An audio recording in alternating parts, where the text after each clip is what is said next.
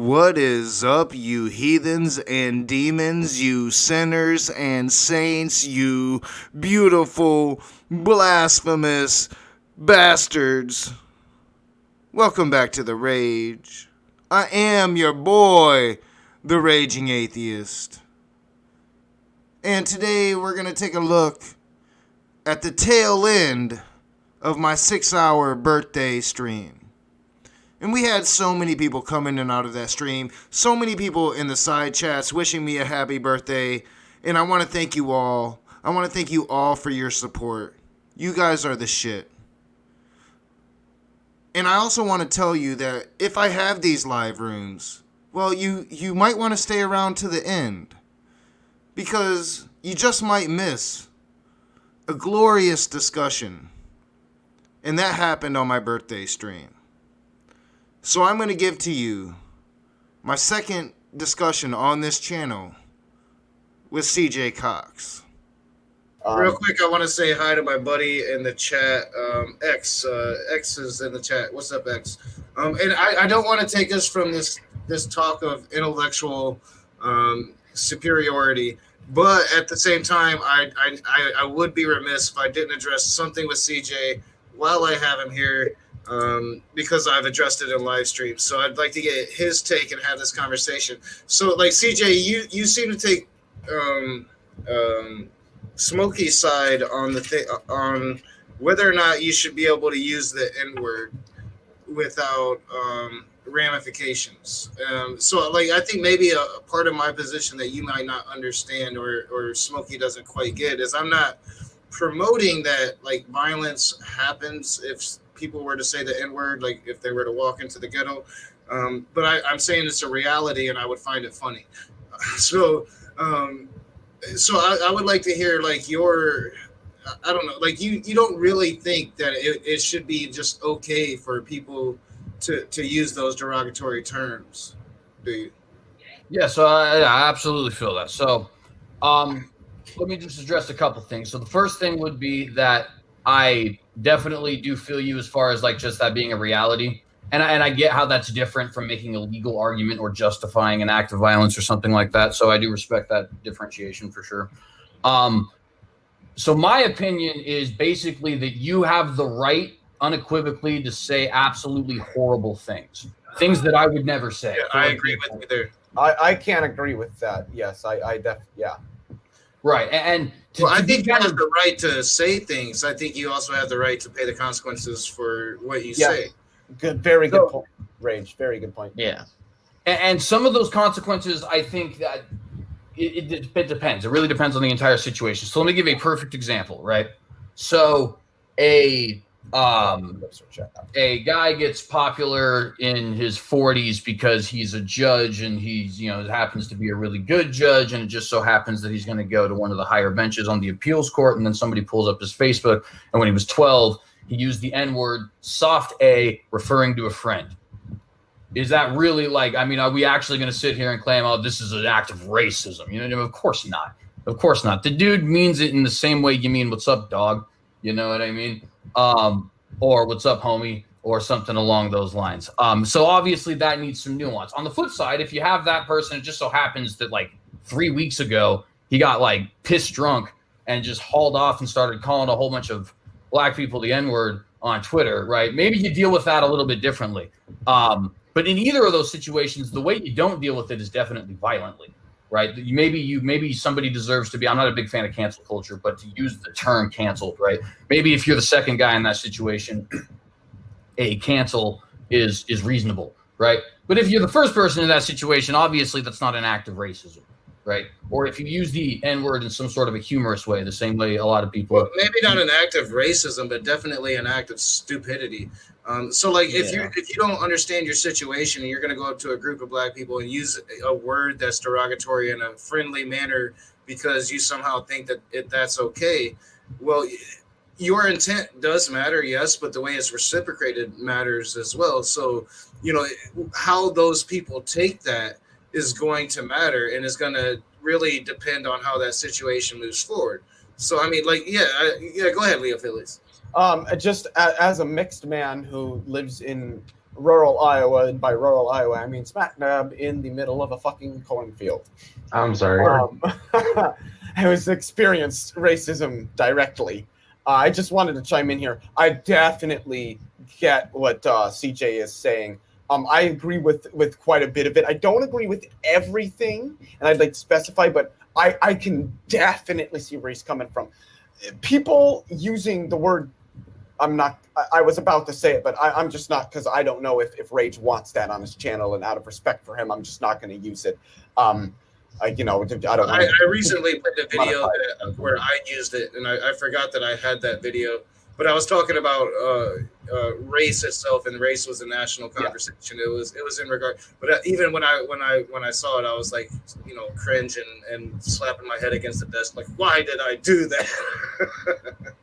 So I am going to use it really quick just because it's going to help make the point. But if you use the word nigger out of context, kind of like I just did, to talk about a problem or an issue or something, that some people might take that as racist. I don't. Some people say, why did you say the N-word? Yeah.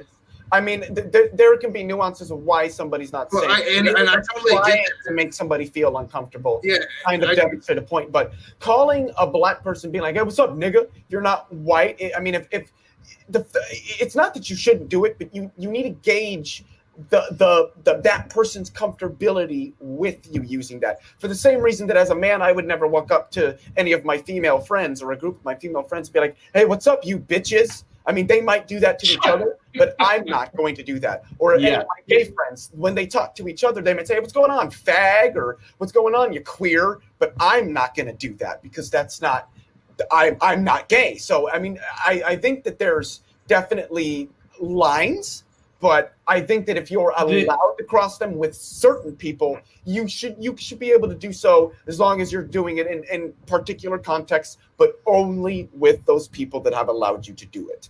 Right. Basically, it's this point of like, look, don't go into like New York City and just start calling people crackers. Yo, what's going on, nigga? Yeah, or something like that. Yeah. Well, can I make a point though on that mutable? Because I appreciate that you said that. I think that there is and I understand, of course, the historical context. Don't get me wrong here, but I do think it is really weird that if I came up here and said any number of racial slurs, including many that are actually geared towards black people, I could get away with it, depending on if I put it in a humorous context or if I put it in a context kind of like you were. See, that's the thing about language. Context makes all the difference. Right, but when it comes to the N-word in particular, right, all of a sudden that's different. And, and I find that odd, right? Like, I've heard the word cracker come out of Snoop Dogg's mouth like 400 times. Saltine American. You know what I mean? It's all the same conversation. So in regards to like racial conversations, I think that words are important to use, especially in context to how we divide and how we use words to impact people. But like in the context of Smokey Saint, it wasn't that at all. It is in the context of using it and being free to use it in a racial manner, and in order to be free to demonize this other group just for their skin color, and he justified that he should be able to do that without any ramifications, and that was the conversation, and that's what I called him out about. That's the ramifications could be anything. It could be getting slapped in the face. It could be the guy laughing at you. It could be become known as a racist. Or the other night I was in a restaurant and two gay people were sitting at a party of people, and well dressed. I don't even really see how you could tell that they were just gay, but the table picked it up. The table across from them picked it up, and they called them that F word loudly several times. They went and complained to the managers. The managers kicked them out of that restaurant because you just don't treat people like that. You know, we have standards now. I think part of it too. You have the freedom to say it, but you have the freedom to pay the price for it. Exactly. You have the freedom to say it, and they have the freedom to fuck you up if you. The thing is, right? Like somebody has the freedom, like, to call me a cracker or honky or whatever they feel like. Saltine American. Yeah, and they also get the courtesy of getting punched in the face too. Like they get the rest. Well, they see, get the, and I guess if I feel like doing it. I mean, see, and I guess if I'm being honest, I do disagree on that part in particular. Like, if somebody wants to call me that, I think it's just like, okay. I mean, it's fine that you believe that. I don't really understand what, and it, like, if you'd like, you can start getting nasty with people on it. But it just seems non. I mean, I'm not normally confrontational unless someone like really, like, unless it comes down to the wire with it. I think. And look, and let me be perfectly clear. I know because I have them like in my own family, right? Because I mean, thus is I think the nature of a lot of people who have been in areas that are rural. I'm in Idaho at the moment, right? So I know there are like people who are they're just terrible. They are horribly, vilely racist, and they will let people know about it. And sometimes it gets to the point of where it's like you're harassing these people, and they get fearful, justifiably so. You know what I mean? And I don't have any problem with somebody like that doing something about it, or somebody in that situation doing something about it to somebody like that, because that's obviously, I mean, at that point, you're being harassed. Say something. Get aggressive with somebody back. You know what I mean? Let them know there's boundaries, all that kind of stuff. But if somebody says it, I mean, water over the duck's back. Who cares? You know what I mean? Like, I do think there needs to be. I can get that, but it also, and not that you're necessarily that this is the point that you're arguing, but I think it kind of plays into a point that you're getting, which I do get your point. But what I would say is that we don't get to tell other people what offends them. So if somebody gets offended by it, they're offended by it. So to me, it comes down to a matter of respect for an individual that you might. Yeah, and certain words. Where one person might say, well, like I've been called a nigger. I'm only 25% Trinidadian would be the actual black, and then 25% Native American, and then half white. I've been called a nigger. There have been times I've gotten mad about it, and then there's times I'm like, dude, you're just stop. You don't just stop. It doesn't always end in violence, you know. Yeah. And there's certain words that are just more reprehensible in the context of the country they're being used in. So, like in regards to the N word, it wasn't that long ago that word was being used as they were lynching black people in the South, putting crosses in their yards. In regards to like calling a gay person the F word, right? Like, Matthew Shepard. That wasn't that long ago when that boy was brutalized just for simply being gay, tortured, murdered. I mean, so many stories of that. So like, there's certain words to where there's derogatory words, but there's certain words that have a history to them here in America, so you have to take that into account. And there is a particular context under which these words. That they have in reference, if you're talking specifically in the United States. I think that nigger is one of those words. I think that when that's used in the United States, generally as an offensive term, that there is, because of the history of this country, that there is actually a particular context attached to that not that you don't necessarily find that anywhere else, but I don't think that generally you do. I would agree with that 100%, Rage. So I see this as, everyone has a line, or they don't have a line, of when a certain word or a certain sentence in a certain context is offensive. Some people can, not have a line and take all the crap and garbage, but there comes a certain level where we all don't know what everyone's line is, and that would be called respect. That would be respecting. That would be respecting that line and that nail on the head. The thing is, I do completely agree with that. I don't think that freedom should be easy, right? There should come responsibility with that freedom. So again, like it's my original point. Like I don't condone violence, but at the same time, I'm not going to lie. If I come face to face with a skinhead again, words are exchanged, I'm probably going to smack him in his face. Just because there's certain things you have to stand against, right? So there's certain lines in the sand that you don't allow. U.S. Postal Service.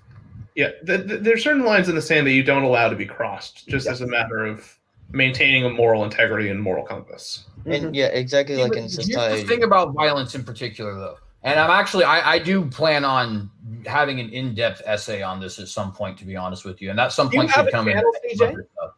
Say again. Do you have a channel? I do. It is actually called The Synagogue. Okay, I'm look that up and try to subscribe to it. So I appreciate that. But yeah, I kind of lost my train of thought just a moment. sorry, I'm terribly you're fine. sorry. You're definitely fine. Can somebody kind of remind me what my sentence was, though? Yeah, you're going something about anti-violence. Right. So the thing about violence is that violence starts to get really dicey when you start talking about justifying it. Let me give you a perfect example, right? So when somebody says that it's okay to punch a Nazi, they typically mean a Nazi, like an actual Nazi, like somebody who thinks it's okay to execute Jewish people, right? And and that's exactly what I'm talking about. Right. That sounds on its face very justifiable up until you realize that exact same logic, because they believe it's the exact same thing, justifies the army of God bombing abortion clinics as well. Now, whether or not you agree with what the abortion clinic bombing that's a huge leap. That's different. That's That's a really different. big Let me tell you why. Because right, and what they believe is the same thing, but in regards to different people. The army of God makes the argument that the fetus is a human person. You are telling them they are not a human person and therefore taking their right and executing them. Therefore, I am justified in violence, right? So when you punch the Nazi, you're only talking about his racism, not even necessarily him being in power. So if anything, if you accept the fact that you guys are starting with different presuppositions, absolutely. One guy is further along the line in being justified for his violence than the other, because you're actually executing. Well, you're talking about a terrorist group. People in the other. What up? You're talking about a terrorist group blowing That's up exactly a my building. point, though. That's exactly my point. They are considered to be a There's terrorist. a huge difference from someone saying the N-word to my face and me slapping them than me going to go blow up a Planned Parenthood. I mean, I disagree, bro. I mean, think of, Do you think that there's not a measurable effect that the type of action, say, like a terrorist organization has on, say, bombing an abortion clinic as opposed to somebody being smacked in the face? Like that there's no objective... No, of course there's an objective difference, but what I'm saying is these things escalate. That's another thing that I need to say, right? Well, sure, and there's it starts with a slap, right? And let's just look at it. Antifa is a perfect example of this, right? It starts with one guy in a bike lock. And then there's people going back and forth. You have Charlottesville, that goes huge, right? There's the Proud Boys doing their fight with them in New York. Real quick, now we have real quick, Antifa started in Italy during World War II. Oh, well, I'm talking about American Antifa. I don't. They're completely separate from the Italian people. I mean, it's the same movement. Well, what does Antifa fight for? Yes, it's anti-fascism. It's the same movement. Yeah, that's they're fighting against the neo-Nazis. They're anti-fascist fascists. Let's put it that way. I mean, modern American Antifa has no organizational link whatsoever to the Italian group. That's the first thing. There is no organization. And Antifa in the United States is not actually an organization. It's nothing more than a simple ideological movement. They don't. You can't join chapters. To an extent. Hang on. That needs to be a member. So there's just an ideological movement, not an actual organization. So all right. So like, here's a thought experiment, CJ. Like, I don't know if you're a Trump guy or not. I don't really care. No, I am a conservative, not a Trump guy. All right, so say Trump wins the election and uses the military, or loses the election but uses the military to keep his office. Should the American people rise up in violence to get him out? Absolutely, I would agree with that at that point. Right, I don't think that's going to happen, but I think that violence can't be justified, right? So no, absolutely. I'm an anti-war guy making this fucking argument. I kind of feel sick. All right, go ahead. So I think an approaching thing, a point that's made across all around, is in each situation, a certain freedom is being violated. Trump keeping office with his military first would be, oppressing our freedom of democracy. Punching a Nazi would be right, because a Nazi is supporting for the suppression of your freedom of speech. Isn't that a direct contradiction, though? No. So fascism, Nazis want to take away your freedom of speech. Okay, but if you believe in freedom of speech, you can't take away their freedom. And you can take away black people, anybody that's not white. So the issue is that, to me, fundamentally, freedom of speech is something that is That is fine for people to have, although it becomes an issue when you want to use your freedom of speech in order to enforce ideologies that suppress the freedom of other people. Yes, that's why it's justified to punch a Nazi, because Nazis want to justify taking away your freedom of speech. They want to cause stratification between certain people groups in order to say that they have superiority in some regime over another. Okay, but so here's the thing. So now you're arguing that their freedom of speech gets violated by you, which means according to you, violation of freedom of speech, their freedom of violence, and that's not what you're doing. Hold on. In turn, justify violence against you. Their freedom of speech is violated by the fact that what they are intending to do, the intention of their goal, negates their own premise. Is that no? Absolutely not. Absolutely not. Yes, that's just not how freedom of speech works. Freedom of speech exists to defend people doing controversial and horrible things, not to defend your right to talk about the weather. No. Okay, so I'm talking about the activities of a group, not freedom of speech itself. Well, if you meet an actual Nazi who is involved in acts of violence against people, that is a different thing. But I don't think there is very much like Nazi groups in the modern day America. Into the South? You really don't pay attention, do you? I pay quite a bit of attention, and I'm telling you, there's quite a bit there causing a lot of harm. We can talk about Charlottesville. So, like, even before Heather Heyer was killed, you had a large group of white neo-Nazis marching through the streets with tiki torches. You will not replace us, referring to the Jews. Jews will not replace us. And then you have a group of people that stand in opposition to fascism. We're talking fascism here, CJ, the opposite of democracy. We destroyed that supposedly with our greatest generation. But here we are again. It used to be one of the most American things you can do. Now I'm very nonviolent. I really am. I'm putting this forward as a hypothetical because it would have to be like some really bad words for that Nazi to make me actually punch him at this point in my life. But I'm just putting forward a hypothetical that you're a person standing against fascism, right? What are you supposed to do if you're a person that believes in absolute morals and evil? I think fascism would fit along those lines of just pure evil, right? What should you do in that situation? There has to be a line in the sand, is what I'm trying to get to where sometimes you just have to take action. And sometimes that happens. Sometimes it happens more than it should. When it comes to the N-word, sometimes people overreact all the time, sure. But there are consequences to our actions. If you're going to become a fascist, there's consequences to those actions. You're going to have to deal with those consequences. If you're going to be a racist, you're going to have to deal with those consequences. And we really shouldn't be, I don't think we should be attacking the people standing in opposition of those things. Well, I think that there's a couple things in that because there's a lot of what I think is unfortunately kind of loaded in there, if I have to be honest. So let me just be frank in saying that Antifa in the modern America does not oppose fascism. That's just a false narrative. In what ways? Because they've literally.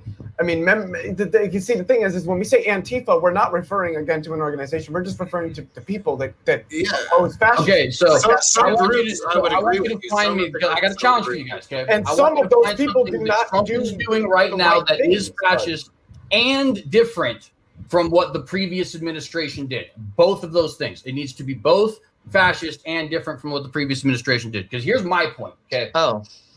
Biden, Obama, Bush, Clinton, Trump, they're cut from the exact same cloth. Antifa is a anarcho-socialist, sometimes organizations, depends on where they are. There's been documented evidences of organized groups all across the country. And sometimes don't get together with each other, but who are using direct action, as they call it, violent action, to try and go after people who are just on a different political side than them, right? I mean, Donald Trump. But the people they're attacking are literally want to take away freedoms for people and suppress people for the color of their skin or their sexual orientation. And literally, we can look throughout the whole of human history. A lot of oppressive people or people that have had oppressive ideologies were often combated using. What do you think the Revolutionary War was? It was a whole ass war fought. The Revolutionary War was an act. The Revolutionary War was Sorry, go ahead. I thought you were done. No, I'm done. I'm done. Go ahead. The Revolutionary War was a reaction to people literally shooting at people. Like, let's get that clear, right? The army showed up and fired on people, and then people stood their ground. That is significantly different than anything that is going on right now. Yeah, they were trying to. The British Empire was trying to oppress the colonists. And the colonists rose up. But notice that the only that thing an act they of self-defense, could do right? to fight back is to fight back literally. They didn't have any other option. So at some point we have to acknowledge that the only way that we're going to stop these people is if we engage in some form of violence. It's not our preferred choice. But if it's the only option we have. Do you know what the original Antifa did in Italy, CJ? Yeah, they were a violent organization. But hang on, that's what I'm saying, though. Do you know what they did, though? Like, they literally found Nazis and skinned them alive. Yeah, I understand that. Okay, but here's the thing. By the way, just for the record, if we're gonna be objective, right, then war crimes don't. Just because somebody is committing a war crime doesn't magically mean that you get to commit a war crime as well, right? That's not how that works. So, like, I heard you mention something about, like, you know, how they go after Trump now. Well, that's because Trump has embraced the Confederates and also has. If you won't give me that, if you're talking about statues, Trump's position on statues is literally identical to mine. It's almost that's fine, but he has embraced the Confederates. Engaged in fascistic behavior. So I mean, straightforward. Yes. He authorized the use of military force against peacefully protesting American citizens. Utilizing and actively engage in a constitutionally protected right to peaceable protest.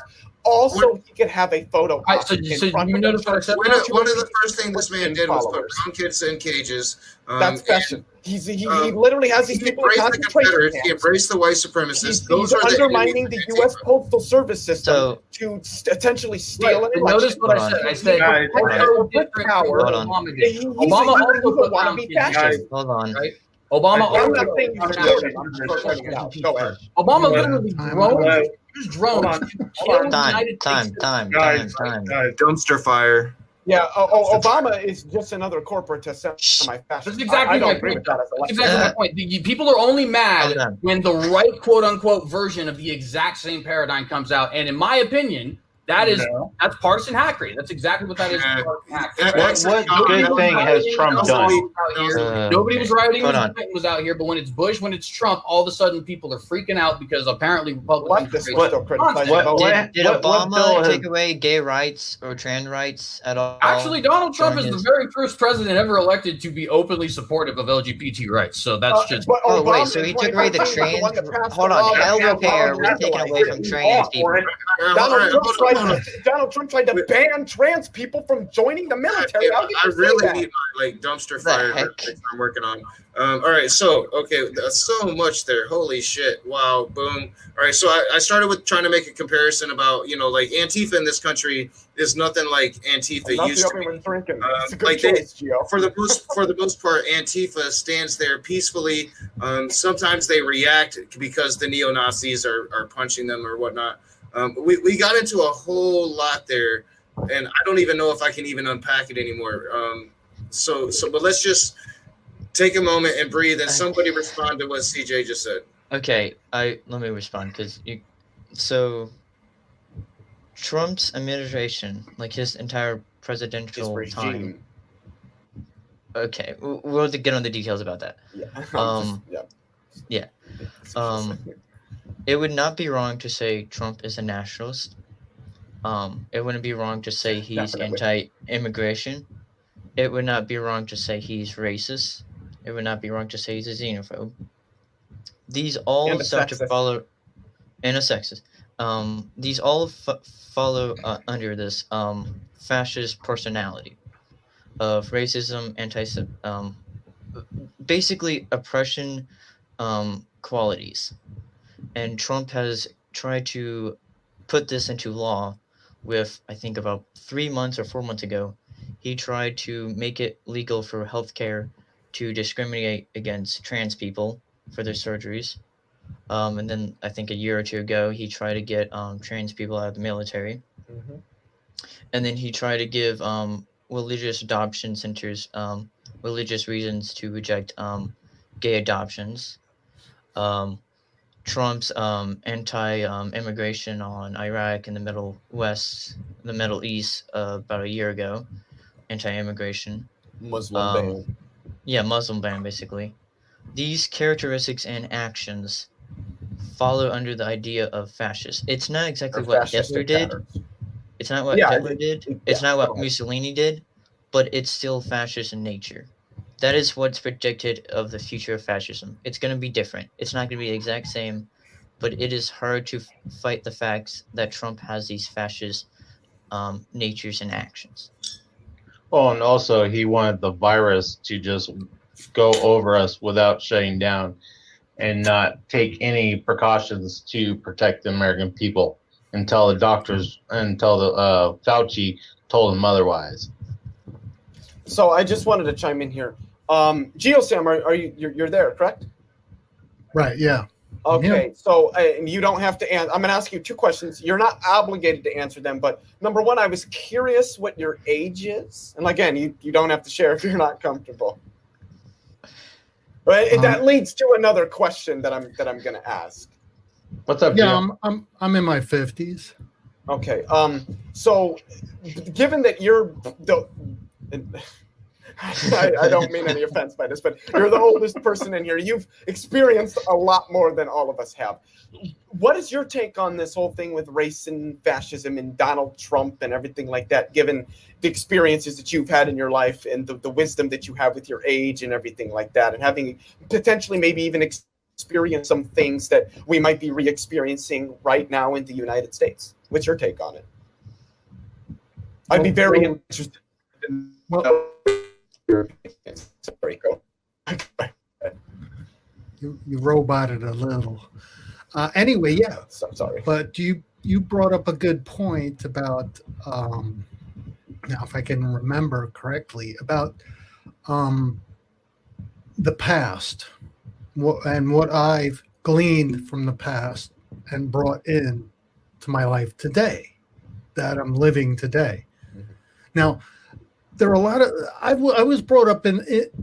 I was born in the 60s, right? Now, homosexuals, there was no thought or concern for that. When I was a child, it wasn't part of my way of thinking. Now, I'm not sure. I may not be answering your question correctly because I don't think. I think maybe if you could reiterate that question again, I think I would have a clearer idea of what you're actually asking. Can you do that? I guess I'm just asking how you view this. Is an interesting way of wording it, but the position of racism in America. How do you think that racism is still quite prevalent? I mean, I think we all would agree that we've made good strides, but do you think that racism is still something that's very much a part of the United States of America?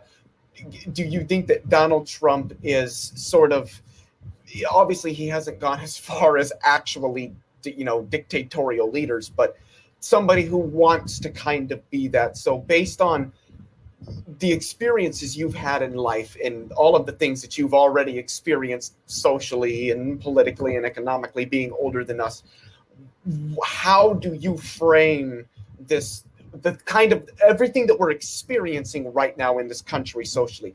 How do you view that? What's your viewpoint on it? What's your opinions on it? How do you what do you think is going to come out of it, I guess, is what I'm asking. Well, a lot of it has to do with the culture. It's like a white male-based culture that I was brought up in, and it was exclusionary. There was no outside thought for anyone else, or it wasn't inclusive. That's what I was brought up in, and I was also in the military, and I also experienced. I also experienced racism on a different level when I was in the military. I had red hair when I was in the military. They called me Carrot Top, right? There was a black guy in the platoon. They called him Spot. That's just the way it was. Now, that to me, there was nothing wrong with that. I didn't look at it in a racially. There was no racial hatred within it. It was just part of the culture. Just the culture of the time, kind of. But the culture comes from an evangelical right base. Yeah. That has fueled it since for as long as I can remember. It that's what it is was established on. And I've noticed a lot of things in my life as I look back on it and I say, wow, I see all these things that are racist in nature, but at the time were not perceived to be so because it was not something that was up front and that anyone talked about. It's hard to explain. Yeah, I get what you're saying, though. I definitely get it, because it's kind of almost the expression that my grandmother's given. That looking back at it now, I can see that all the racial undertones and everything. But at the time, that was kind of something that was just a part of the culture of that era. So back then we didn't look at certain things as being racist, but when we look at it now, it becomes a little bit easier to see how that culture might have had some prejudices and expressed them a little bit more openly than they probably should have. I at least I hope that's a good characterization of some of what you said. I'm not exactly sure if I answered your question correctly or not. I'm not sure. I would say that you did. You gave me a perspective you gave me your perspective on kind of what that is and how it plays in the culture then versus now and everything. So I would say that you also I would like to add that I was brought up in a household that was predominantly Catholic, where everyone was supposed to be Catholic, but I didn't particularly believe in that. Mm-hmm. I was like separated from my own siblings because of that. Go ahead, Jill. Well, go ahead. I was gonna say I can speak from like my perspective, because it's been really scary for me. So I grew up in North Carolina in the Deep South. CJ, I'm not sure if you're aware of this about me, and I grew up with a rebel flag on my wall, and I grew up in a household that we said the N-word, and even when I came up north, I grew up in a white family that said the N-word, and I grew up like that, right? So I had this moment when I was like 16 years old where I tore that rebel flag off of my wall. Now, down in the South, we had this saying that the South will rise again. So, and everybody said it. Everybody understood what that meant. It meant that the South and what the South stood for back in the day was going to once again overtake this country, and it was going to be the way of the entire country again. And the scary thing is, as I've grown older, and as I've moved back to the north here in Michigan, is I see that has actually spread everywhere. The Confederates are everywhere, and they way outnumber any white supremacist group that's out there. And this notion of the South will rise again. And you have conversations with these what I call Northern Confederates, and they don't even understand what that really means, but they take up that mantra. And what we've seen with Trump, CJ, is he has manipulated that since the moment he took office. He first used immigration, locking those brown children in those cages, making sure certain countries can immigrate here, try to isolate one single religion because he's going to placate to the Christian base.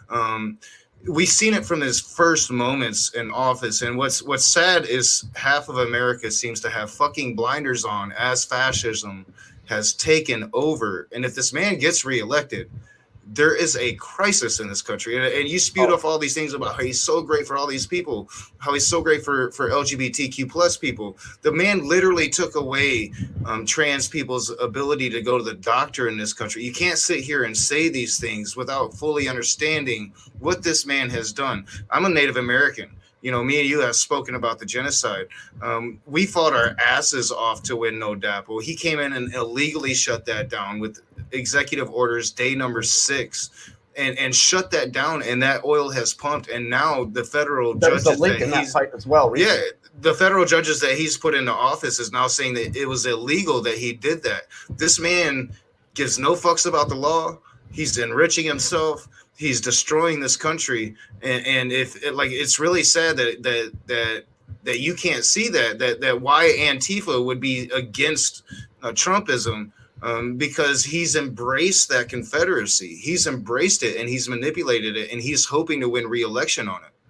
I just wanted to clarify that CJ did specify he's not a Trump supporter. I know, but like he just laid out a whole bunch of shit. Well, and so let me say a few things, because there is a lot of things to be said. It's a complex issue, I think, right? Number one, there's a lot of things that you guys said that you may be shocked to know that I, as a conservative, agree with. For example, I actually think that it's completely absurd that Trump has the power to spy on people the way he does, and has the power to actually send the military the way he does, and has the power to basically, on a whim, right? He sends out drone strikes, or they weren't drone strikes, excuse me, Tomahawk missile strikes, because he decided to, because his daughter asked him, right? It's literally that simple. And I talk about this frequently on my show, The Watchdog, right? Because it bothers me tremendously. However, Barack Obama. Wait, excuse me. I think you may be spreading misinformation in some respects. How exactly? Well, how do you know that Trump's daughter has done anything to spur his actions? That was other than a tweet. Other than a tweet, what is your evidence that his daughter has made any policies that he's an? Well, I didn't say she made the policies. I said that he made it on the whim of his daughter. You did say that, right? That Trump's daughter had a hand in our actions. She influenced him. That's exactly what I said. So can you demonstrate the actions? She's just an advisor. Absolutely. That is, she's meant to give him what's advice. The evidence of that? What's the evidence of that other than tweets?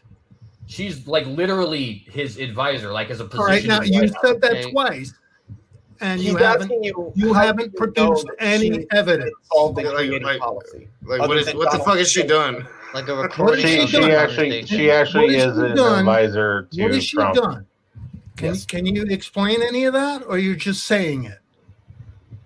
Here, I'm pulling up Ivanka right now. Yeah, Ivanka Trump is actually an advisor to Donald Trump. Advisor to the president. It's appointed by who? Appointed by who? Appointed by Donald Trump. Right. So of course. I think your point.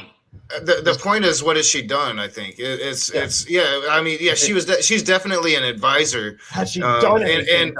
And like you're saying that that Donald Trump did this thing on her whim, but like she was supposed to be like. I remember the talk amongst the liberals at the time, because the Trumps were all liberals for so long. Ivanka was supposed to be that person right there. Ivanka was supposed to be that person that was going to kind of rein in her dad. And what we've seen is that the entire fucking family are now conservative psychopaths, including Ivanka Trump. So I mean, like, it's fucking insane. We're doing so much more bombings in the Middle East than any of the previous presidents ever did.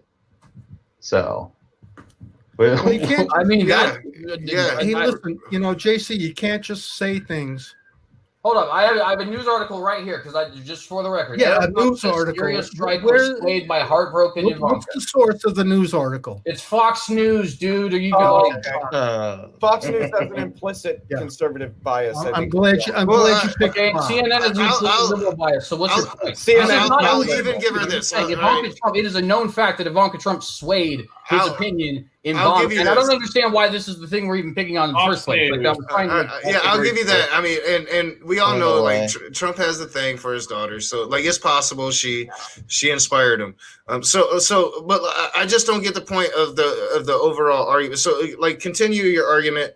But like like it seems like, because I want to think that you're not a racist. I think that Smokey is, but I don't think that you are. I think that you like to argue politics and you like to argue free speech, and that's fine. I think you have some huge misconceptions about Antifa. You seem to have a lot. You say you're a conservative that's not for Trump, but I guarantee you'll probably vote for Trump, or you'll never vote for Biden. But like the issue here is that Trump is dangerously bad. For Biden, but I would not vote for Trump either. I don't know. So, but the issue here is the actual democracy you want to debate, freedom of speech. They have talked about arresting their opponents. You give this man another election cycle, he's going to start doing it. They're trying to take away mail-in ballots, even though Trump is going to mail in his own. So literally applied like 2 days ago for his mail-in ballot in Florida. Yeah, it doesn't make any sense that mail-in voting. Okay, see, but you guys don't understand what my point is here, right? And I understand why. It's because I haven't actually been able to get to it, right? The things you complain about, almost verbatim, I complain about as well, with just some exceptions, because of course you guys seem to be left wing and I'm left wing and I'm right wing, but with some exceptions, right? And Obama and Clinton and Trump and the first Bush and the second Bush have all been doing the exact same things, right? Brown kids in cages is not new. Yes, it's never been new. Yes, it is. Alex Jones was talking abolish ICE. my fucking Alex God. Jones is not a Alex racist. Jones. He already admitted in a federal court that I'm saying that he was in 2010 playing a saying abolish character. ICE. Is that correct? Obama was the deporter in chief. There's no doubt about that. Until Trump came and Trump just destroyed all those. So why those is it that but when it comes to brown kids in cages, brown kids in crazy fascists. CJ, but when Obama's drone striking people, when Edward Snowden comes out because Obama's NSA is spying on people, right, so on and so forth, nobody has any of an issue with it. That's what I'm saying. First of all, are you thinking we all agree with Obama's decisions? Yeah, I don't. Are you going to vote for Joe Biden because Joe Biden was with him? I'm not going to vote at For- all. alright. Okay, think, I would so- vote alright, for so- Biden because I want CJ, Black CJ. Americans to die of fucking COVID-19. CJ, Trump is not doing anything to solve that problem. Yeah, CJ, let me address your issues verbatim. So you made the claim that Obama was putting brown kids in cages, and that's just not the truth. There was there was a much different policy. In fact, they called I believe it was called the Trump policy because it was changed to where brown kids could actually be arrested and be separated from their parents. Policy that Trump, the zero tolerance policy. Original DHS secretary. We literally have cages were built during the Obama administration, but they were never really used because Obama did not have a zero tolerance policy on immigration. Trump did, and that meant that the minute you cross the border and you get deported, if you have kids, we keep them here but deport you. And it's also been on record that they didn't keep any records for where the parents went and where the kids were, anything like that. They're being kept in conditions where they do not have adequate amenities and hygiene. There's abuse, there's sexual assault. It's all been documented. This is literally children have died. Taking foreign children, and essentially locking them in concentration camps by all rights. Yeah, they're concentration camps, and I've been in many an argument about it. People, they don't talk about it on the news like they used to, but this is still happening right now. You speak of drone strikes. I was the first to criticize Obama for it. I'm anti-war. I've been criticizing war since I can remember going to the left. I don't believe in war. I think that we should take care of our own. I think we should stop killing people all over the world. I think that we should definitely stop killing brown people. We've been doing it long enough. So, like your points are like, I'm very consistent with all of this. But when we talk about fascism, we're talking about the embrace of the American dynamic. We're talking about the inner groups that have sat on the fringes. Right now, you have the right. You have Donald Trump and all of his people calling Kamala fucking Harris a radical leftist, right? That's when funny. she's a moderate right leaning person. So, I mean, you can't. What's happening in this country is that the right has embraced fascism. They went all the way to the right as far as they can towards authoritarianism.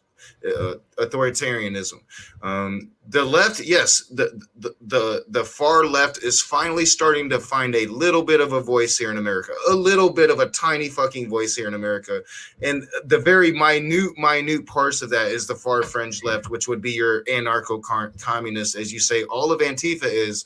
Which it's just not. Yeah. There's conservative Antifa members. I mean, it is simply anti-fascism. So the first thing I want to say is Rage is completely right. We need to stop blowing up brown kids with my fucking healthcare money. And number two, that the Democratic Party is not a left-wing party. Joe Biden is not a leftist. Hillary Clinton wasn't a leftist. Kamala Harris isn't a leftist. No. Anybody who honestly thinks the Democratic Party is a radical leftist, socialist, communist, Marxist party, and literally every single one of those terms means a different thing. And I don't think that the vast majority of conservatives know enough to understand the nuances between them, but that's a different discussion. Yeah. The Democratic Party is not a leftist party. They do not support Medicare for all. They do not support tuition-free higher education. They say they do, but have never done anything to raise the minimum wage. They do not support half the shit that Bernie Sanders support. They vilified Bernie Sanders. They vilified his supporters. And Bernie Sanders isn't even a radical leftist. If you look at Bernie, his policies are a reality in literally every single other industrialized nation on the face of the planet. His politics would be a moderate left in any other country. He's a moderate anywhere else. Chris Attlee, the atheist pastor, as he goes by on YouTube, has a political show that he does with Steve McRae called Over and Under. And he's a conservative. But he's even said, he lives in Australia. He said, when I say conservative, like if you live in the United States, you're gonna have a complete misconception of what I mean. He said, I would be a Democrat in the United States of America. That's what conservative parties look like. And I put it in quotes because it means conservative means something different in the US. The conservative parties, literally anywhere else in the world that's industrialized, look like our Democratic Party. They don't look like the Republican Party. The extremist, fascist, nationalist, or white supremacist far-right parties in these countries look like our Republican Party. The political system of the U.S. is already skewed so far to the right that anybody that's even slightly left of that is a radical leftist, which is really just a bunch of talking points put out to stir up more division amongst the American people. Because quite frankly, look at what the Democrats support. They walk lockstep with Republicans on almost everything because all of them are corporatists. This is not a left versus right issue in this country right now. It's we live in an oligarchy versus bottom issue. Yeah, it's the same issues that this world has always faced. We've progressed a long way, but we're still fighting that class system. And honestly, socialism is the future, and people are going to have to get over that. But what we do here in America, and we've done it successfully since the Cold War started, was that Great Red Scare, and we have demonized these political issues. Leo is 100% right. Like, I would consider myself a far leftist here in America, but in the rest of the world, I'm fucking moderate, right? Like, like I have some very libertarian leanings. That's why I classify myself as a libertarian progressive. But when I say libertarian, I don't mean that in a sense of American libertarianism. I mean that in the actual overarching political science term, libertarianism, which would be the opposite of authoritarianism. So I would be, in that sense, I'm a libertarian progressive. See, I think that's why we cross swords on the statue issue, CJ, is because I see the Confederacy for what I know it is, because I used to be inside of it, fascism. And when I see these Confederate statues, I can tear them down because I'm tearing down fascism. I'm tearing down. We should not be glorifying men that literally treasonously went to war with their own country for the sake of preserving the institution of slavery. And before we even get on that, anybody says, well, the Confederate wasn't about preserving slavery. I can cite 9 of the 11 letters of secession written to the White House where they specifically state the preservation of the institution of slavery. Yep, And rights to that, the preservation of that institution as a direct cause of the war. There's a 2-hour documentary from like either 2016 or 2017 that the History Channel did on this. The Civil War was fought literally over slavery. That was the main part of that war. These men glorified a system that oppressed an entire demographic of people. Why do we build statues of individuals? To glorify them or the movements they stood for. Why are we glorifying an explicitly racist, oppressive, destructive, abusive system? And why are we glorifying the men that stood for it? You don't learn history from statues. Go ask somebody with a PhD in history. They didn't go study statues. They read books. Yeah, I mean, I remember, like there was a chance for the Republican Party, I think, when Colin Powell really ascended, and there was talk of him becoming president, and the Republican Party could have become this like true conservative representation of it, and pushed that far right back into the fringes. Unfortunately, Fox News rose, and CJ, I know you're on the right, and it's really hard, and you're surrounded by a bunch of liberals, and it's easy to dismiss this all as a bunch of snowflakes. But when it comes to the original topic and the dynamic of the N-word and the dynamic of race and the dynamic of statues being torn down and the dynamic of when is violence necessary. And when it comes to the conversation of Trump right now compared to Biden, who I quite literally see as, I mean, it's a giant goose versus a turtle sandwich, just like South Park said. the last two elections, Democrats have put forward their worst nominees in the history of the party, but yet there's when it comes to a matter of democracy, when it comes to fighting fascism, when it comes to the embrace of fascism, he has shown it now. Like he's shown his cards before he was reelected by the example Leo gave, when he used the military to do violence against those peaceful protesters to have that photo op. We see it's very easy to see fascism rising once again, and that is explicitly a fascistic move. You will only see that the leader of a country authorizing the military to use violent force against people expressing constitutionally protected rights. That, by definition, is fascism. It's called tyranny. A lot of people would say authoritarian. And in military dictatorships, that's just an authoritarian thing. See, and this a lot of people would say authoritarian. A lot of people would say authoritarian, and I would argue the concentrations on the southern border, or the concentration camps on the southern border, the immigration laws that specifically are designed to get Latino Americans arrested, detained in this country by ICE. The use of the police forces, especially now in Portland, in unmarked cars, arresting people without reading the rights. Good point. I completely forgot about that. That's fascistic as well. That's all fascism right there. When you're talking about taking away the rights of trans people to get fucking we're targeting minority demographics. We're trying to repress them. We're authorizing police forces that are unidentified, and we don't even know if they might be privatized mercenary forces that we're hiring here. And there's even evidence to suggest that's what they are, to literally take citizens, not read them their rights, not outline anything, take them and detain them for no reason, which directly violates the Fourth Amendment of the Constitution. The Founding Fathers are rolling in the graves, not to mention the anti-immigrant stance. We've got Trump utilizing military force against, like I said, citizens expressing their constitutionally protected rights. We've got him attacking the U.S. Postal Service service system to literally, and he admitted on Fox News a couple days ago that's what he's doing. He should have said, if we give them all this money, they'll have the resources to be able to handle the millions of mail-in ballots that they'll get. But if we don't give them their resources, they won't be able to do that. And he's explicitly expressed he doesn't want to do mail-in voting, and he doesn't want to give the USPS the funding needed to carry it out, because the Republicans know if more people vote, they lose. That's why it's exclusively the Republican Party that enacted voter ID laws, almost all of which have been shot down by federal courts.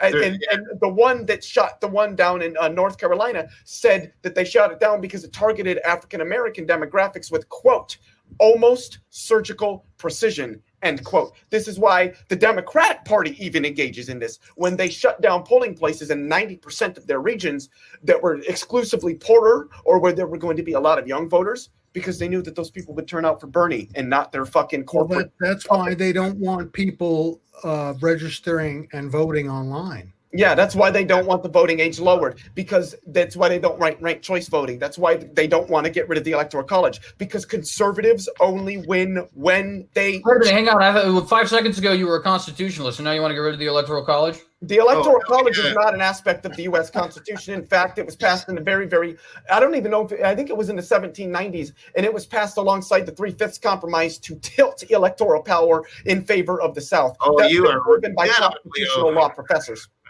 Hold on. No. That is absolutely not the case. The point of the Electoral College was supposed to be to give areas that are rural some level of proportional power when it comes to fighting against massive population centers. That was the idea. It had nothing. But the whole point of a democracy is that when the vast majority of the population supports something, like over 60%, it gets passed. That's literally absolutely not. That's not how a republic works. That's not how a republic works. It can be 99.99%. You cannot violate my rights. I don't care. They can get more constitutional or representatives, guys, so that those states have no electors to be able to vote in the Electoral College, tipping the electoral power in their favor. Time out. All right. We do. We've got. I'm going to give us about 20 minutes, and then I definitely have to wrap up. That'll put us over 6 hours. I don't want to stop. We'll have to. We'll have to continue this conversation. I would say, like, I would urge you to look into the into this, CJ, because what Leo's saying actually lines up exactly with what I've researched myself. So, okay. I think it was like 40 minutes ago, I made a nice little spew about what fascism is and the current administration and all his actions. And Leo has expanded on that greatly. He's given all the examples I couldn't have given. He's done a great job. And I think having this discussion in a separate stream would be much better, as this is, Knox's birthday stream, and we're ending this off with fascism. Well, I wanted dumpster fires, and we got them. So, well, it also seems to me that this seems to be trenching down a very deep rabbit hole that could go very long, maybe as far as the heat death of the universe. Yeah, probably will. Google years. It's the first time I've ever heard anybody use the number Google. I'm impressed. 10 to the 100th power. Yep. No, I do want to give you props, CJ, and I do thank you for at least coming in and having the conversation with me about it. Smokey hasn't, so props to you, because he's absolutely. I'll have it. Sorry, go ahead. Go ahead. Oh, I just said he's kind of bitch made, but I agree. I will have a conversation with. I don't even care. Like, you can get heated. I don't care about that at all. As long as you have the respect of me as an interlocutor, I guess, is really the only thing I would say.